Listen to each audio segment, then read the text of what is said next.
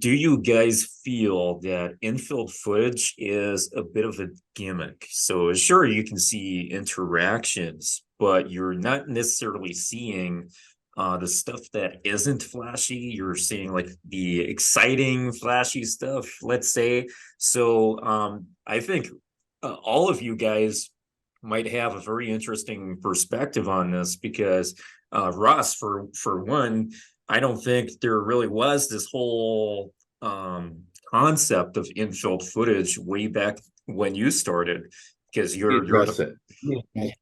This has come up many, many times for me from people who ask me, why don't you have infield footage?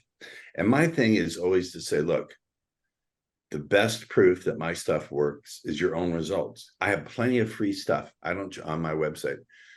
Go use the stuff that's absolutely free. Try it for 30 days. Your own results, cannot be faked. The problem with infield footage is I happen to know from defectors that some of these coaches hire actresses, hire models. They only show the stuff where they're successful and cut the rest of it out. I'm a veteran of the media. I know that the media edits stuff.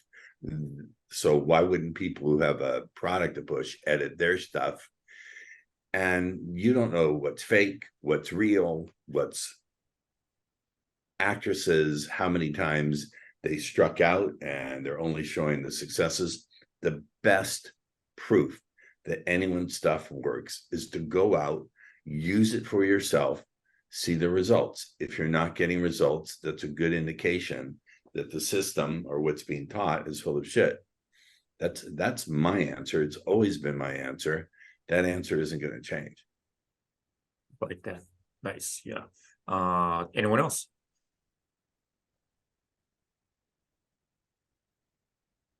Yeah, I have a lot of infield footage on my YouTube channel. Like I have like an 8-hour compilation. You just search up Justin Marc infield footage or Justin Marc 100 approaches. I have like 2 different videos that I do over 100 approaches infield in a day. And I think it is good to show guys it's possible because I think a lot of guys are under the impression, especially in modern society, that you can't approach women or you can't do this, you can't do that. And just showing guys what is actually possible, right? I think it's very beneficial. Now, I think the actual fundamental strategies are the most important, right? But I definitely think for garnering attention, garnering an audience, and yes, it is a marketing strategy. I agree with Ross there 100%, but just showing footage or showing content of you socializing or seducing is a very powerful tool because, I mean, for the business aspect, it's great, but even for the coaching aspect, I think it's really beneficial. Like I have an online course. I'm not trying to push my course, right? But one of my students got access to my course, and he sees a bunch of infield footage. And because I actually hired this student of mine to work on my nightclub promoter team, and he told me, he's like, "Wow, I'm actually like the light bulbs are going off. Like I'm actually understanding, how you did it because I have a lot of old infield footage in there, and I have like some of the newer stuff, and he can kind of see that like progression." And so the like he's actually getting really good results because this dude's like a 29-year-old millionaire, but he's a virgin. And he's never, I don't think he's even kissed a girl, right? And we did a coaching program, started getting really good results, started making out girls, started getting dates, right? He's like this close to losing his virginity, but he just has to like kind of develop that backbone, and he didn't know where to pick that up from, right? And so the only way to really do that is go out and try things, test things, be around women, go on dates, go out there. And then how else do you like study at home? So you really have to figure out ways to study stuff at home, whether it's like seduction books or like OG content, or infield footage, or just studying different coaches, right? So I definitely think infield footage is a really good benefit, and it is kind of like I agree that there's a lot of coaches out there who just have hired actresses and done all kinds of bullshit, but I definitely think if you can find people who are very authentic with what they do, you kind of almost like copy what they do and copy their body language, copy their tonality, copy their like behavioral cues, right, and kind of almost like get there quicker. Yeah, I think just going to build on your points there. So of the guys here I have met in person, I have met Ross and Justin in person, just for everyone to know. And I think the benefit in your case is that people can see, first of all, you're an Indian guy living in Toronto. So when other Indian guys see that, or South Asians, they think, okay, there's something possible there. And your shortness, your height being another factor there, which we discussed last time. I can really see how that can be a benefit to people who believe that their height or their ethnicity is a bad thing, but then you're completely breaking that mold, showing it is possible. You've got a good point. Yeah. Say maybe I can send some customers your way. I've had one of the, first of all, my Indian students have been the brightest by far. They always get it quickest, but then they also start with that objection. I'm not going to try to do be racist and try to do the accent, but they always start with that same objection. I'm a little brown man. Women wouldn't like me because I'm little and I'm brown. And what I have to do, or when I used to teach, is bring returning students who are little and brown, and they would tell their stories and even have pictures on their phones with their girlfriends. So I think you're absolutely right. I never considered that perspective. Maybe I can send some students your way. I think they could use your help.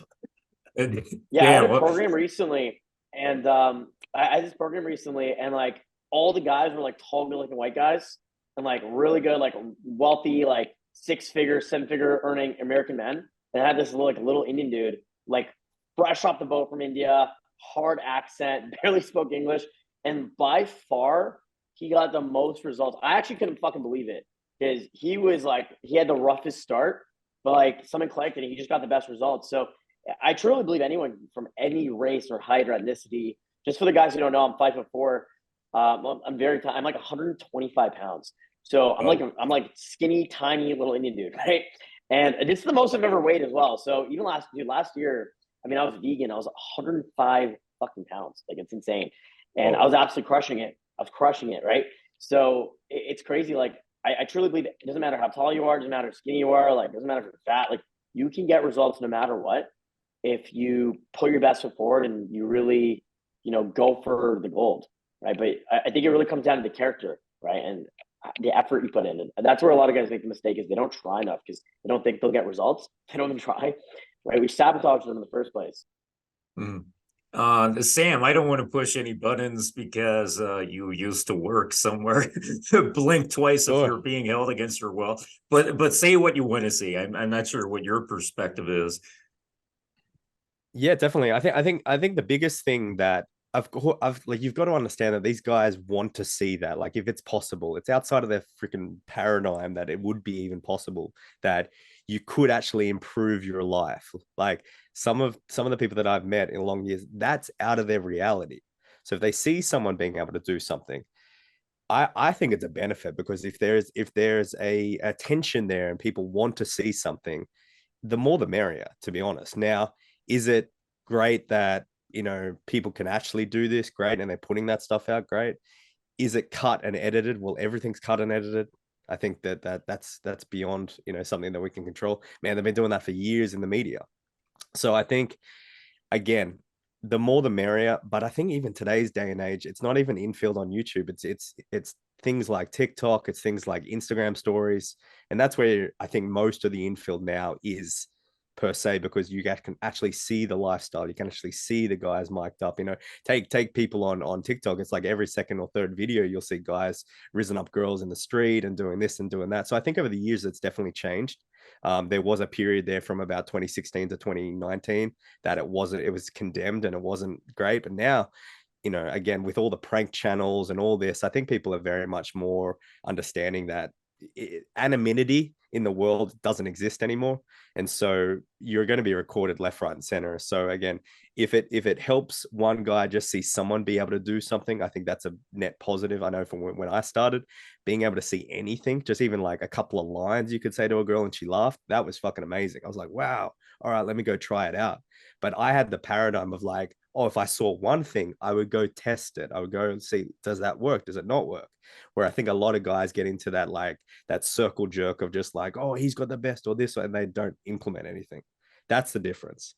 So if anything, I think, if the Infield was created in such a way that it emphasized, go out and test these things for yourself, go out and find things, experiment and be creative with them. But instead, they're more for clicks and more for, coaching programs, which is okay. Don't get me wrong. That's the state of the world. Mm-hmm. Yeah. Alrighty. Let me say the last word, okay? Like, you know, on infields, I like using them on the coaching session. And actually, I just tested it last week. I had like a client last week from Russia. And I did like in old school way, basically. Okay, we lots of diagrams, things, theory. We went, you know, he was basically for like 2.5 days, he was trying to do what I was saying to him. Okay, like try to say this, do this, you know, change the topic, you know, basically do lots of day game. And then on basically like, you know, I would say last quarter of the coaching, I show him the infield. I'm like, okay, this is my infield. This is how it has to look like. He's like, moment, completely game change. And really like, you know, it changed basically from that moment, like it was everything just click what he needs to say, how it needs to look like. So, I mean, you can actually, it doesn't need to be infield. You can show it in a person in front of like, you know, the court. But I would say like, you know, definitely it's beneficial. It can help. You know, is it used for like, you know, marketing? Can it be used? Of course, it can be used. Like, you know, I would say it's much better if someone is sitting next to you and explaining, okay, like, you know, this is because of this, because there's so much things happening at this, like, you know, moment, like when you're talking with a girl, like, you know, that just watching it, you know, doesn't get it, like, you know. I want to add one more thing. Here at the nursing home, they don't allow cameras, so I'd be fucked. Yeah. Well, you know, actually, I was aiming for this episode to be kind of like old bastards versus young bastards, something like that. So, Dan, I'm not you're old. over the age of 40, Really. right? So I think that Yeah. works. Yeah. So there we go. Yeah, I was thinking we're gonna have that 40-year cutoff point. So, and Sam, I'm guessing you're 30 something years old, unless you're one No, of man, those. I'm still in my 20s. I'm still a young buck, bro. Oh wait, Oh, wait. you whippersnapper. Go home. Holy shit. So we really are young bastards versus old bastards today. That's gonna be the thumbnail. So I'm glad we have settled on that.